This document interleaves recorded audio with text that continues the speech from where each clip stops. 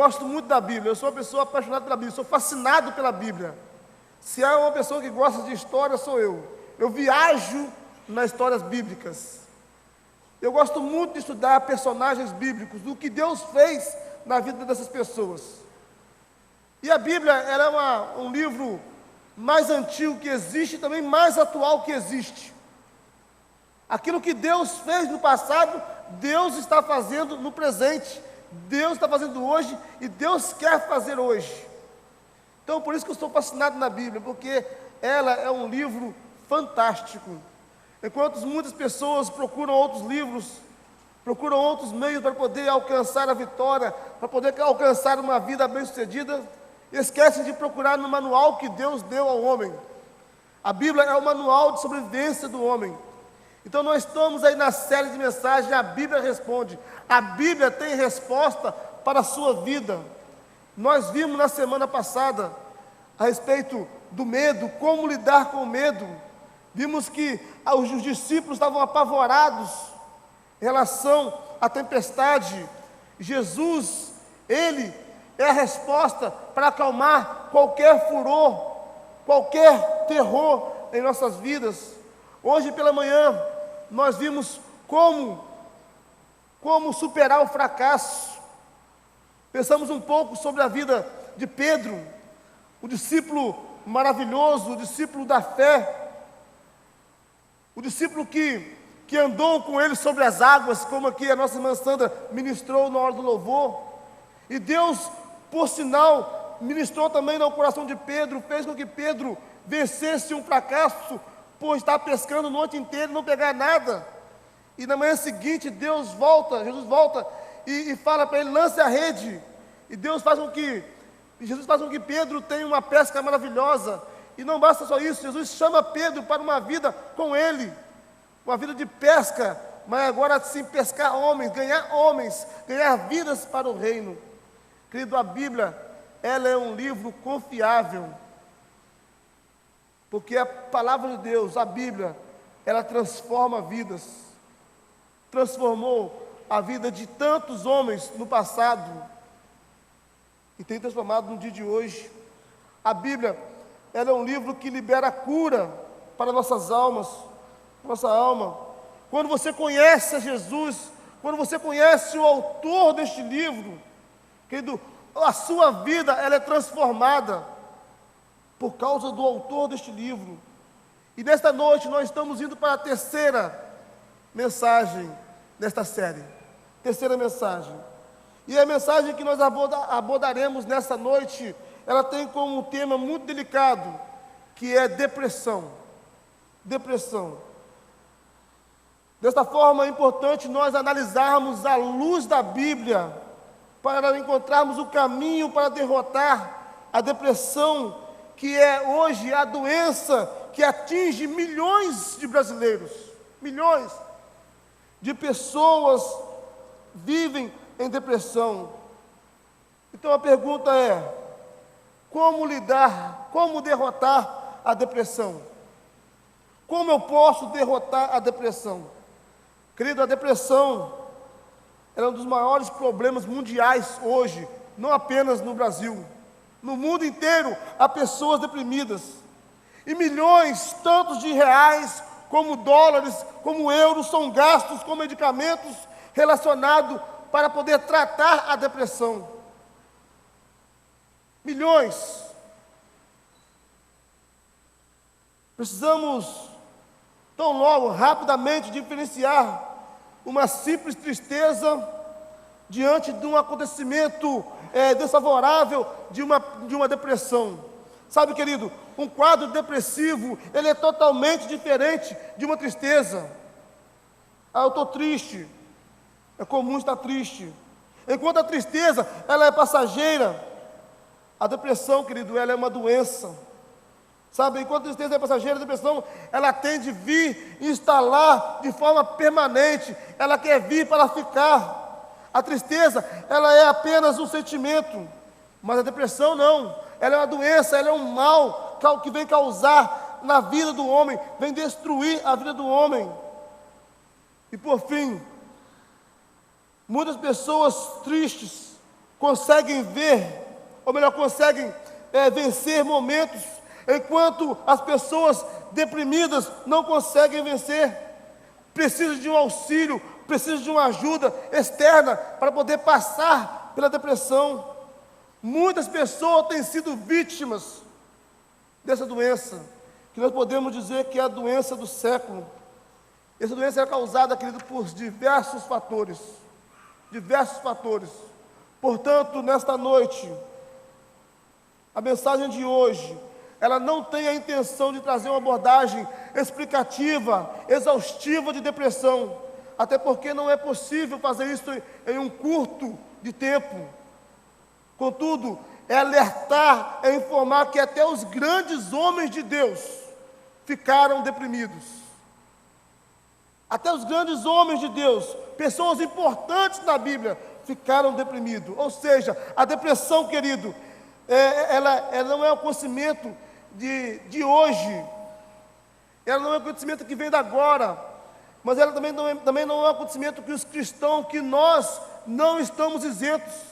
Não existe uma vacina contra a depressão, não existe. Um cristão, ele pode sim ficar deprimido. Algumas pessoas falam assim, não pode, o cristão não pode ficar deprimido. Pode sim, pode. Eu quero provar com você na Bíblia, porque isso aconteceu com um grande profeta de Deus, um dos maiores nomes do Velho Testamento, um homem que orou, fez até o sol parar, um homem que desafiou 400 profetas de Baal, chamado Elias. Desta forma, querido, se existe um número grande de pessoas deprimidas nos nossos dias, inclusive cristãos, a pergunta é: como é possível vencer a depressão? Como é possível alcançar uma vida sadia? Queridos, que todos que aqui estão, ninguém está isento à depressão. Todos nós estamos sujeitos a viver uma vida depressiva ou deprimida. Sejam pessoas ricas, sejam pessoas pobres, sejam negros, brancos, altos, baixos, cristãos, não cristãos. Sabe, assim aconteceu. E um grande e formidável homem de Deus havia separado para anunciar a palavra, que é Elias. Talvez você entrou aqui e pergunte: pastor, quem é Elias? Quem é Elias? Deixa eu contar para você quem é Elias. Preste bem atenção. Elias, ele por 3 anos, ele foi o porta-voz principal de Deus para a nação de Israel. Por 3 anos. Elias teve grandes experiências com Deus. Grandes. Durante todo este tempo, durante 3 anos, ele viveu grandes experiências com Deus. Inclusive, milagres de todos os tipos foram realizados pelas mãos de Elias. Elias, ele era um profeta destemido. Ele enfrentou o poder do rei Acabe e da sua mulher Jezabel. Queridos, Elias, ele era um homem totalmente usado por Deus. Elias, ele enfrentou 400 homens, ou melhor, 450 profetas de Baal. Ele os confrontou não temendo em nenhum momento. Ele enfrentou de igual para igual, sozinho, lá no Monte Carmelo. Está registrado em 1 Reis, capítulo 18, a partir do versículo 16. Sabe, querido, Elias, ele foi um grande homem de Deus. Foi um dos momentos mais delicados da vida de Elias, foi esse momento quando ele enfrentou os 400 profetas de Baal. Foi o momento mais marcante da vida desse homem. Sabe, eu quero, nesta noite, pensar com você sobre este capítulo 19. Eu gostaria que você abrisse sua Bíblia, no livro de 1 Reis, capítulo 19, deixa ela aberta aí, 1 Reis 19, sabe, querido, diante da ameaça de Jezabel, a vida de um homem chamado Elias, um grande profeta, do destemível, o maior profeta do Velho Testamento, naufragou, desabou, ele pôs-se a fugir, tendo a depressão como companheira. Então vamos ler acompanhe na sua Bíblia aí, 1 Reis, capítulo 19, diz assim o texto: ora, Acabe contou a Jezabel tudo que Elias tinha feito, e como havia matado todos aqueles profetas à espada. Por isso Jezabel mandou um mensageiro a Elias para dizer-lhe: que os deuses me castiguem com todo rigor, caso amanhã, nesta hora, eu não faça com a sua vida o que você fez com a deles. Elias teve medo e fugiu para salvar a sua vida. Em Berseba de Judá, ele deixou o seu servo e entrou no deserto, caminhando um dia. Chegou a um pé de giesta e sentou debaixo dele e orou, pedindo a morte. Já tive bastante, Senhor, tira minha vida, não sou melhor do que os meus antepassados. Depois se deitou debaixo da árvore e dormiu. De repente um anjo tocou nele e disse: levanta-se e coma. Elias olhou ao redor e ali, junto à sua cabeça, havia um pão assado sobre a brasa quentes e um jarro de água. Ele comeu, bebeu e deitou-se de novo. O anjo do Senhor voltou, tocou nele e disse: levanta-se e coma, pois a sua viagem será muito longa. Então ele se levantou, comeu e bebeu. Fortalecido com aquela comida, viajou 40 dias e 40 noites, até que chegou a Horebe, o monte de Deus. Ali entrou numa caverna e passou a noite. E a palavra do Senhor veio a ele: o que você está fazendo aqui, Elias? Querido, Elias, ele é considerado o maior profeta que Deus levantou em toda a história. Toda a história. No entanto, quando Jesus estava com seus discípulos, depois de caminhar bastante tempo com seus discípulos, resolveu fazer um censo em Jerusalém, pediu para que os discípulos saíssem nas ruas e perguntassem: vão aí nas ruas e perguntem para o povo quem eles acham que eu sou. E muitas das pessoas acharam que Jesus era Elias reencarnado, porque somente Elias já tinha operado tantos milagres até aquele momento. Então as pessoas achavam que Jesus era Elias que havia voltado, porque Elias, na verdade, ele foi um homem tão íntimo com Deus, que ele não passou pela morte. A Bíblia narra que Elias certa vez estava caminhando juntamente com o seu discípulo Eliseu, veio uma carruagem de fogo e o levou para o céu. Sabe, querido, isso é um homem com intimidade com Deus, um homem que era caracterizado por viver experiências magníficas, tremendas com Deus. Como eu falei antes, ele orou, o sol parou, mas Elias também ele orou, pediu para Deus que não chovesse por 3 anos, e assim aconteceu. Olha a tamanha intimidade que Elias tinha com Deus. Elias, certa vez, lá no capítulo 17 de 1 Reis, ele ressuscitou o filho da viúva Serapta, sabe? E finalmente, ele venceu essa batalha, a maior batalha da vida de Elias, com 450 profetas contra ele.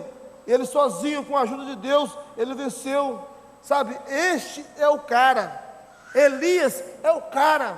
Elias é o homem de Deus. Esse é o nosso personagem, sabe? É um homem de humildade, que confiou quando Deus, queridos, lhe deu uma promessa, sabe? Ele orou quando Deus precisava que Deus lhe desse força, ele orou, sabe? Podemos perceber a grande generosidade, a importância deste profeta nas diversas menções, tanto no Velho também como no Novo Testamento, sabe? Só o Novo Testamento faz 30 menções sobre Elias, 30 menções. Por exemplo, Mateus fala sobre Elias, Mateus capítulo 11 fala sobre Elias, Mateus capítulo 16 fala novamente de Elias, Marcos 16 traz um relato de Elias, apóstolo Paulo, escrevendo a Romanos, relata sobre Elias. Tiago, discípulo de Jesus, no capítulo 5, versículo 17 do seu livro, da sua carta, ele relata sobre Elias, sabe? Não há dúvida de que Elias foi um profeta extraordinário, não há dúvida que Elias foi um homem de Deus, um homem que teve uma vida impactada e também usada poderosamente por Deus. Mas Elias não era um super-homem. Não era um super-homem. Elias, ele não tinha todo o poder. Ou melhor, não tinha poder nenhum. Quem tinha poder era o Deus que estava com ele. Portanto,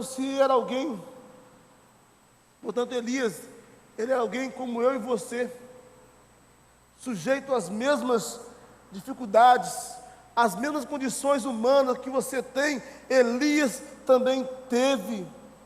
Sabe, no capítulo 5 de Tiago, versículo 17, nós lemos o seguinte: Elias era humano como nós, sujeito às mesmas paixões. Sabe, nem tudo na história de Elias foi um sucesso, nem tudo. Mas também ele enfrentou momentos de grande turbulência, de grande tempestade. Sabe, houve um período que ele ficou desmotivado, sabe, ficou desanimado.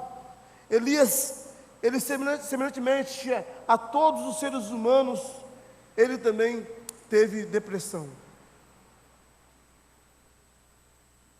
Elias também teve depressão. Houve uma ocasião em que ele não conseguiu livrar-se dos males, sabe, ele não conseguia livrar daquilo que o perseguia. Aliás, um estudo superficial da Bíblia, tão logo vamos saber que tais sentimentos não eram incomuns entre muitos naquele tempo. Ainda mais considerando um homem como Elias, um homem de Deus. Sabe, certa vez, um outro personagem da Bíblia também que teve os mesmos sintomas de que Elias foi Moisés. Só para ver que não só Elias teve esse sentimento de depressivo, foi carregado por esse mal que assola muitos no dia de hoje. Mas Moisés ficou tão triste e tão desmotivado que pediu para Deus tirar a própria vida. Sabe, depois que de um grande revamento na cidade de Nínive, Jonas também, um outro grande profeta, pediu para que Deus fizesse a mesma coisa, tirasse a própria vida. Um outro camarada que eu admiro muito, sou fã dele de carteirinha, porque a Bíblia fala que ele é um grande homem, que é o apóstolo Paulo. Sabe que depois de Jesus, apóstolo Paulo é o cara. Então o apóstolo Paulo também, ele ficou desesperado, sabe, e que ele teve, por tantas perseguições na vida dele, ele sentiu o desejo de morrer, de tirar a própria vida, sabe. Ele declarou lá em 2 Coríntios, capítulo 1, versículo 8, o seguinte: irmãos, não queremos que vocês desconheçam as tribulações que sofremos na província da Ásia, as quais foram muito além da nossa capacidade de suportar, a ponto de perdermos a esperança da própria vida. Olha só, um homem de Deus como Paulo, perdeu a esperança, perdeu o sentido de viver. Muitas das vezes, querido, isso pode acontecer conosco. Nós não estamos isentos. Portanto, não é surpresa ver que neste ponto da vida de Elias, o grande profeta, ter chegado ao fundo do poço, sabe? Ele enfrenta não um inimigo exterior, não um inimigo físico, mas sim um inimigo interior. Ele vai enfrentar ele mesmo, sabe? Então, como podemos derrotar a depressão? Como podemos derrotar a depressão? Essa é a pergunta. Essa é a pergunta. Na verdade, o que move o mundo são as perguntas. São as perguntas.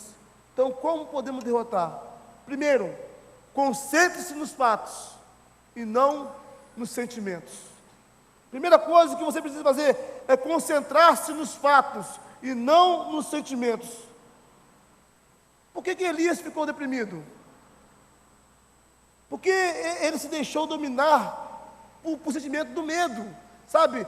A Jezabel, depois de enfrentar 450 homens, ele vai, tem medo, foge de uma rainha, de uma mulher chamada Jezabel, ou seja, ele teve medo. Olha o que o versículo 3 nos diz: Elias teve medo e fugiu para salvar a sua vida, para salvar a vida. Em Berseba de Judá, ele deixou o seu servo, ou seja, ele tanto medo, ele saiu, fugiu.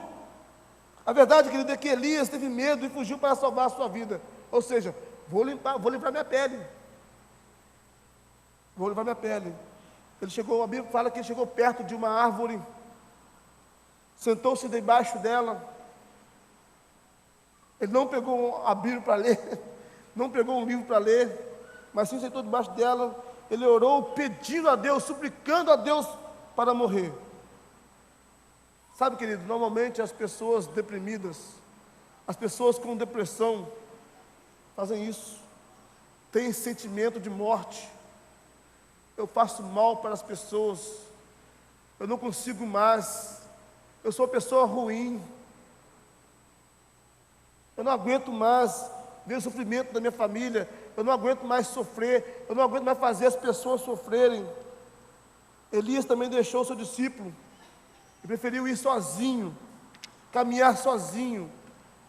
Geralmente as pessoas deprimidas são as pessoas solitárias, pessoas não gostam, não quer companhia, quer ficar isolado. Querido, quando nós ficamos desmotivados com alguma coisa, ou em algum momento, a primeira coisa que nós procuramos fazer é ficar sozinho, não é verdade? É isolar. E foi assim que Elias fez. Deixa eu no canto, deixa eu sozinho aqui. Ainda quando nós estamos deprimidos, nós nos concentramos no nosso sentimento e não nos fatos.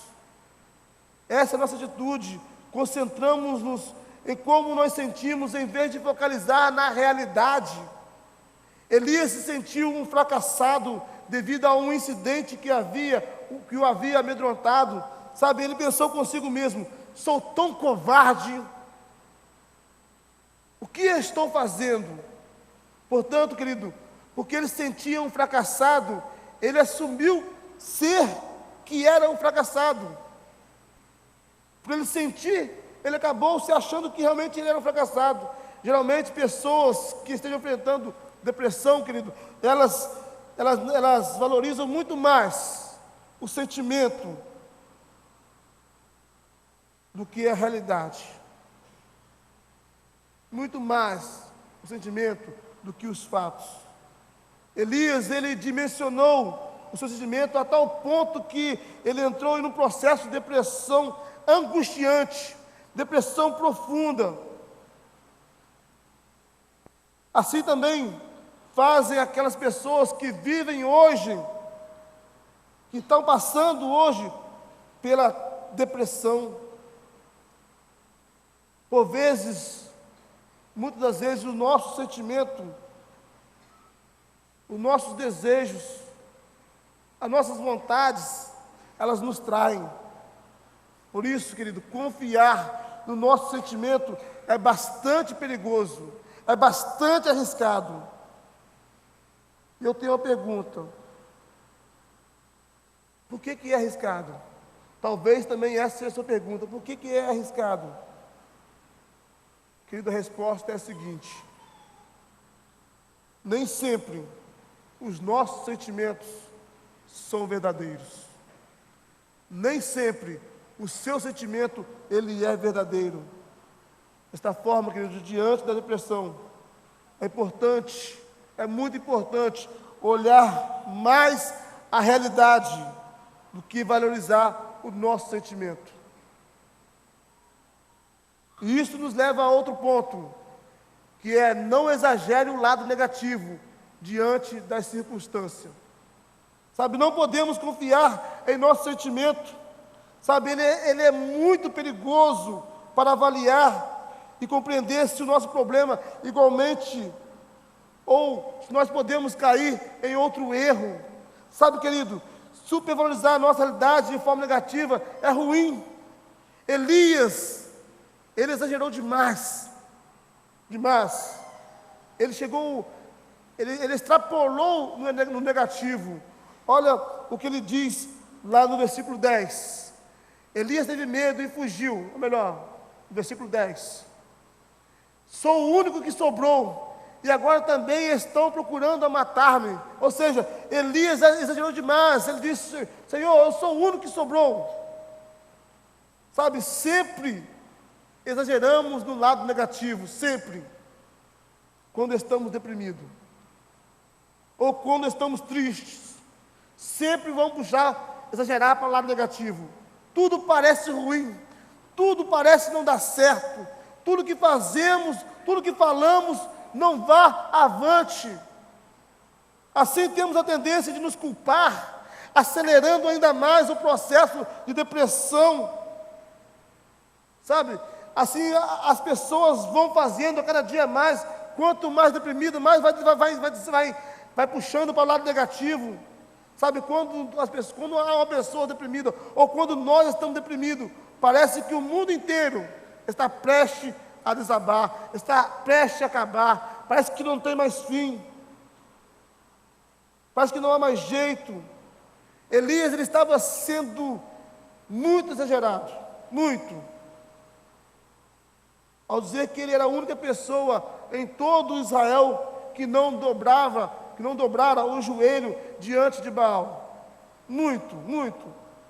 É um exagero extremo. Na realidade, Elias, ele não era a única pessoa que permaneceu fiel diante a estátua de Baal. Ainda havia nada mais, nada menos do que 7.000 profetas naquela nação que não tinha se curvado diante da religião pagã.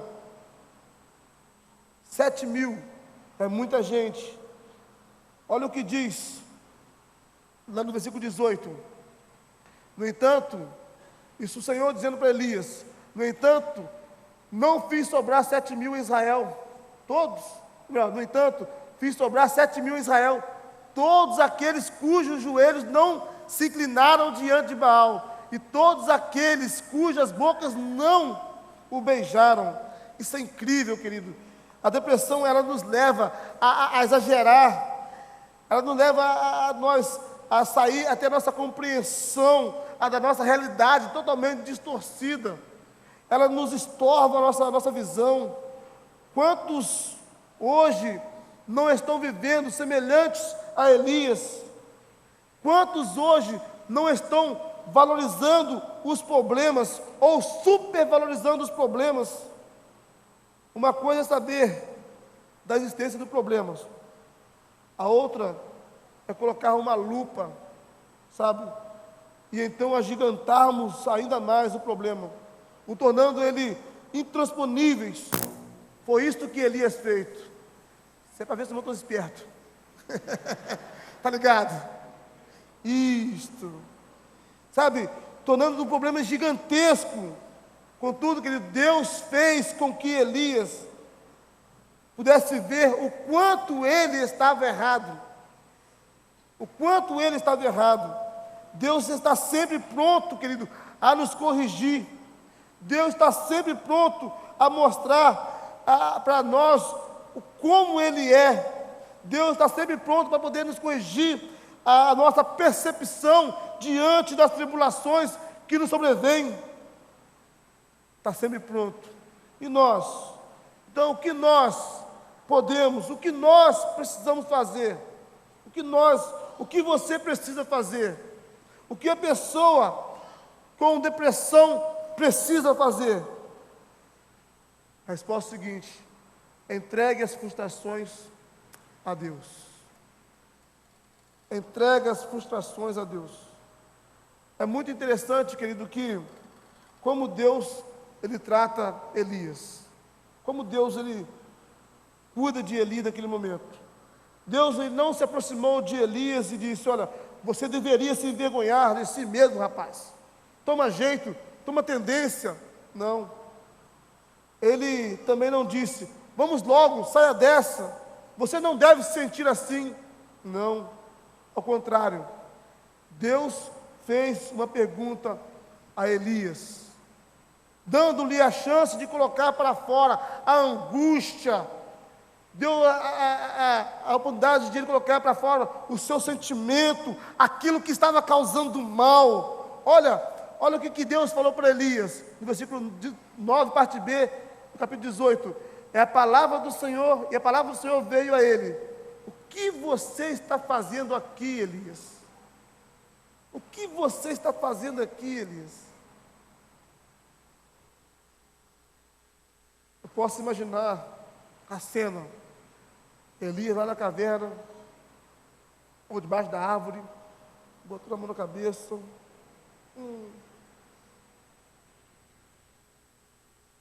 Sabe, nesse momento Elias começou a colocar tudo o que ele sentia para fora. Tudo para fora. Deus permitiu que Elias o desabafasse. Sabe, Deus permitiu que Elias falasse tudo o que estava sentindo. Uma das coisas que você precisa, querido, é ser sincero com Deus. Falar tudo que você está no seu coração para Deus. Abrir de fato o coração para Deus. Deus, ele não ficou chocado com as reclamações de Elias, de maneira nenhuma. Deus permitiu que Elias colocasse tudo para fora, sabe, as suas emoções reprimidas, sem criticá-lo, sem condená-lo, sabe. Deus inclinou o ouvido para Elias e ouviu graciosamente aquilo que Elias tinha para falar. Deus disse: Elias, levanta-se e saia da caverna. Rapaz, está muito escuro aí dentro. Saia, fica na luz, fica diante de mim, no monte, na entrada. Esqueça Jezabel, esqueça as coisas ruins. Eu quero que você agora mantenha os teus olhos fixados em mim. Sabe, querido, Deus tirou Elias para fora da caverna. Talvez você diga: poxa, pastor, que caverna é essa? A caverna da autocomiseração, sabe? Talvez você disse: poxa, eu não sou melhor do que os meus pais. Isso traz um sentimento ruim. Talvez a caverna da desmotivação. Eu não consigo fazer nada. Tudo que eu faço dá errado. E também da caverna da depressão. Já tive o bastante. Agora tira a minha vida. Talvez você chegou a esse extremo. Eu não aguento mais. Sabe, Deus, Ele continua agindo nas pessoas. Ele continua fazendo isso na vida das pessoas, tirando pessoas da caverna, da escuridão e trazendo para a luz. Ele não castiga aquele que já está castigado. Não. Ele não empurra mais fundo do poço aquele que já está lá. Não. Antes, Deus, Ele traz a oportunidade para que as pessoas conseguem se entregar a Ele, para as pessoas que se entregam a Ele, todas as frustrações, todos os erros, todos os males, bem como a depressão, e a chama para fora, para sair do lugar escuro, dando a essas pessoas uma nova perspectiva de vida, uma nova vida. Foi isso que Deus fez com Elias. Chamou Elias: Elias, não fica aí, Elias. Sai do lugar onde você está. Sai do lugar onde você está. Querido,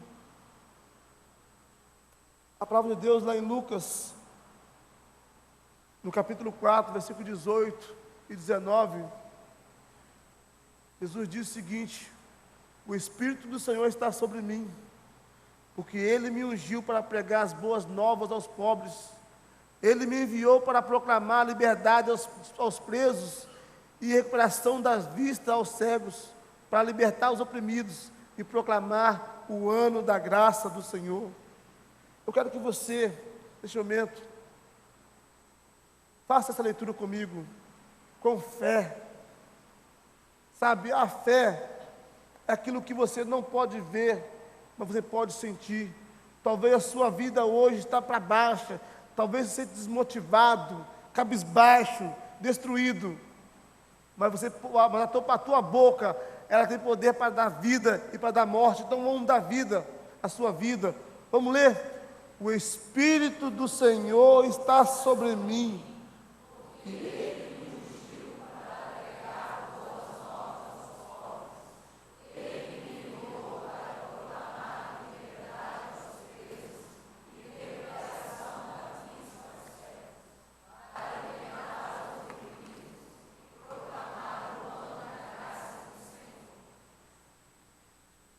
Querido, foi isso que Deus fez com Elias. Deus chamou Elias. Ainda que você esteja no escuro, ainda que nós estejamos no escuro da nossa alma, sentindo totalmente apagados, entristecidos e desanimados, Deus nos convoca, de forma graciosa, a aceitarmos a sua presença, e então entregarmos a Ele o nosso pecado, as nossas mágoas, os nossos ressentimentos, as nossas dores, pois Ele está pronto a nos fazer novas criaturas. Eu quero convidar você agora a baixar sua cabeça, a fechar seus olhos neste momento. Amados,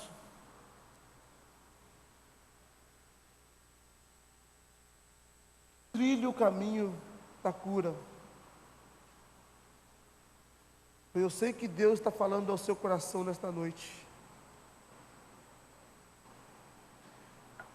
Mesmo que você não esteja sofrendo de depressão, mas talvez você esteja sendo preparado nesta noite para ajudar alguém próximo que padece desse problema, que assola todo mundo, todo o universo. Afinal, a alegria, o encorajamento, o aconselhamento e a boa companhia muito contribuem no processo de tratamento do coração deprimido. Elias estava sozinho, para baixo,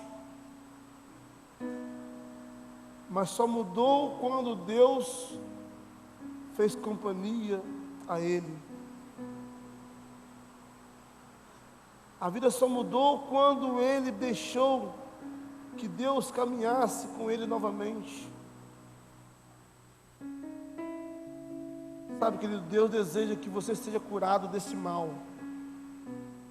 Esse é o desejo do Senhor, que você seja curado desse mal. Ele diz para você nesta noite: filho, levanta-se e saia da caverna. Rapaz, está muito escuro aí. Saia e fica na luz. Fica diante de mim. Esqueça tudo aquilo que te oprime, tudo aquilo que te entristece. Esqueça, passa uma borracha. Eu quero que você agora mantenha os teus olhos somente em mim. Sabe, queridos, talvez você entrou aqui nesta noite se sentindo para baixo, triste, abatido, pensando em desistir, pensando em sair daqui, talvez até mesmo tirar sua própria vida, eu não sei, fazendo mal consigo mesmo. Mas Jesus, Ele diz para você nesta noite o seguinte: eis que estou à porta e bato. Se alguém ouvir a minha voz e abrir a porta, entrarei e cearei com ele, e ele comigo. Querido, Jesus está aqui. Ele quer fazer da sua vida uma vida de festa e de alegria. Ele quer transformar o choro em riso, o pranto em dança e te dá uma veste de alegria.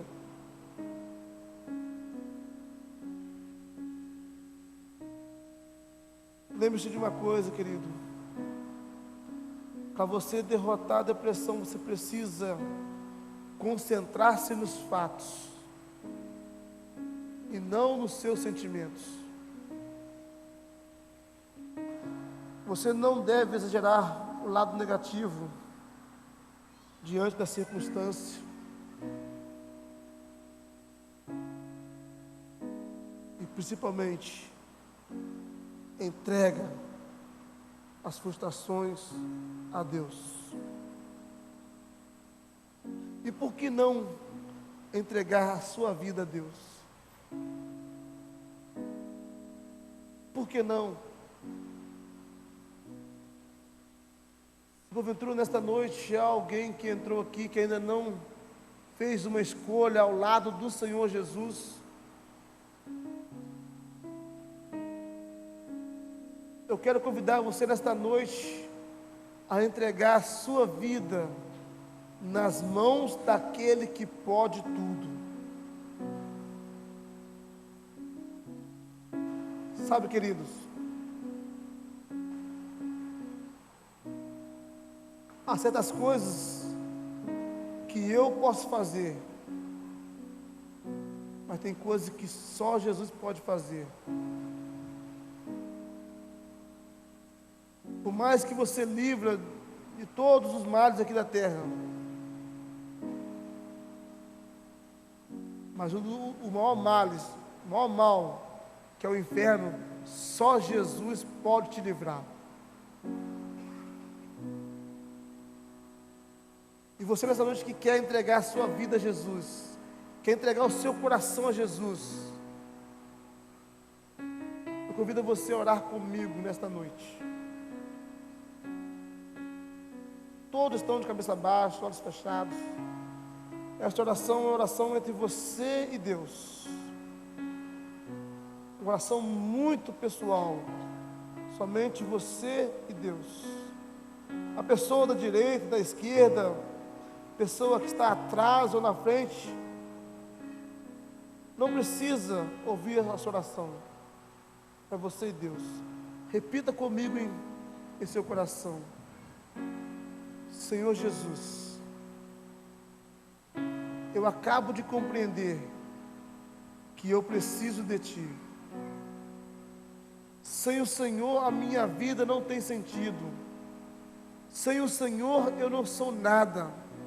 E sem o Senhor eu estou caminhando a passos largos para o inferno.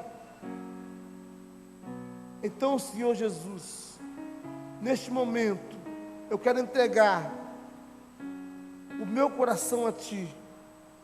Eu quero entregar o controle da minha vida a Ti, para que quando eu morrer, quando eu partir deste mundo e chegar até a Tua presença no céu, o Senhor possa abrir o céu e me receber de braços abertos, gostoso em Teu céu. Eu quero que o Senhor entre na minha vida e faça festa na minha vida. Em nome de Jesus. Querido, você que orou comigo, eu quero muito orar por você, muito mesmo. Todos estão de cabeça baixa, olhos fechados.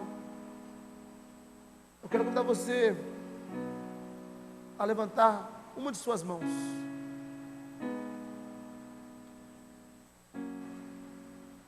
Amém. Isso, continua com a mão levantada.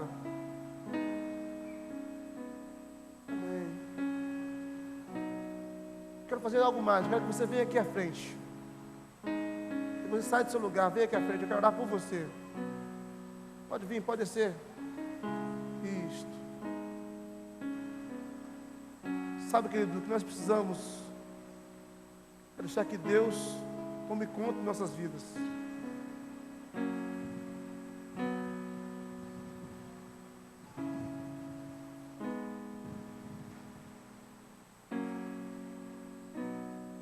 Certa vez eu ouvi uma ilustração que eu nunca esqueci.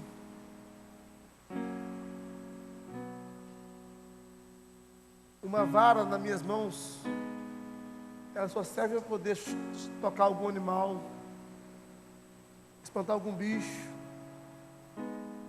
Mas uma vara na mão de Moisés fez com que ele abrisse o mar vermelho, e todo o povo de Israel passou em terra seca. Depende da mão de quem está. Sabe, um estilingue, ou uma seta, ou uma baladeira, não sei como você conhece, nas minhas mãos, ela serve apenas para poder quebrar algumas vidraças, ou tentar matar algum passarinho. Mas nas mãos de Davi, foi suficiente para poder derrubar Golias e todo o exército filisteu. Depende da mão de quem está. Os pregos nas minhas mãos só serve para poder tentar consertar algum móvel ou pendurar algum quadro na parede. Mas nas mãos de Jesus foi suficiente para salvar a mim e a você. Depende da mão de quem está.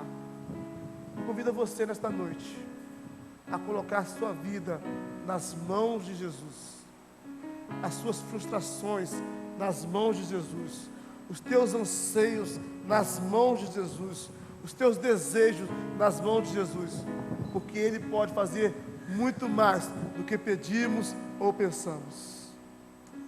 Vamos orar? Pai, em nome de Jesus,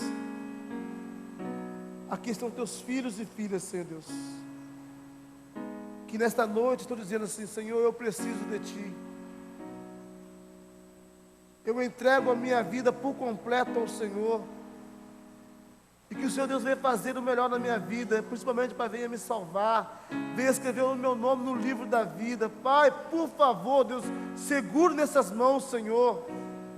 Deus, dê ela graça, dê ela, Pai, poder, dê ela unção, Deus, para que elas possam, Pai, pregar o Evangelho, Deus, viver uma vida que agrade ao Senhor. Pai, em nome de Jesus, eu peço a Tua proteção divina, Pai, sobre cada um aqui, Senhor. Pai, que os Teus anjos possam estar acampados ao redor, ministrando a todo momento na vida dos Teus filhos. Pai, em nome de Jesus, derrama a Tua graça, Senhor, derrama a Tua glória, Senhor, derrama, Senhor Deus, o Teu Espírito, no nome de Jesus, Senhor Deus. Pai, por favor, Senhor, e que a fé deles, ó Pai, jamais venha esmorecer, e que o Senhor, Deus, venha usá-los poderosamente, Deus, para a glória do Teu nome, Senhor. É o que eu te peço, Senhor Deus. Deus, que o Senhor Deus venha, Deus, estar confirmando, selando, Deus, com o Teu Santo Espírito, Deus. No nome de Jesus, nós confiamos, Deus. Eu confio essas vidas nas Tuas mãos. No nome de Jesus. Amém e amém, querido. Poder sentar. Deus abençoe. Deus abençoe. Tá bom? No banquinho de vocês tem uma fichinha lá. Gostaria que vocês preenchessem essa fichinha. Queremos muito, como igreja, entrar em contato com vocês. Queremos muito cuidar de vocês. Amém? Vamos ficar de pé, igreja. Vamos orar? Vamos encerrar esse culto maravilhoso. Como é bom estar no meio do povo de Deus. Como é bom estar no meio de Deus. Deus manifestou aqui e quer manifestar ainda mais na sua vida durante a semana que se inicia. Pai, em nome de Jesus, eu quero pedir ao Senhor Deus uma bênção especial, Deus, para essa semana que se inicia, Deus. Que o Senhor Deus venha guardar, Deus, cada um aqui, Senhor Deus, cada família aqui representada, possa ser cuidada pelo Senhor. Pai, Deus, que o amor do Senhor, Deus, possa ir, Deus, conosco durante todos os dias dessa semana, Deus. Pai, eu quero pedir ao Senhor, Deus, que aqueles, Deus, que irão enfrentar, Deus, estradas para poder viajar em férias ou a trabalho, Pai, por favor, leva e traga em segurança, Senhor, debaixo da Tua mão poderosa. Pai, aqueles, Deus, que estarão retornando das viagens, das férias, por favor, Deus, traga em segurança, livra, Senhor, os Teus filhos de todos os males, todos os acidentes, por favor, Deus. Pai, aqueles Pai, que vão trabalhar, Deus, com materiais perigosos, perfurantes, cortantes, enfim, Senhor Deus, livra de todo mal, Senhor Deus, acampa os teus anjos, Deus, livra os teus filhos, ó Deus, por favor, Deus, e aqueles, Deus, que não, Deus, ia ao médico essa semana, Deus, Pai, por favor, Deus, visita, Pai, entra com eles, Pai, no consultório, Pai, surpreenda, Pai, a medicina com a Tua cura, Senhor Deus, nós cremos no Senhor, cremos na Tua soberania, no Teu poder, por favor, Deus, dá-nos a Tua graça, dá-nos uma semana de bênção, que o amor de Deus e o Pai, e que a graça infinita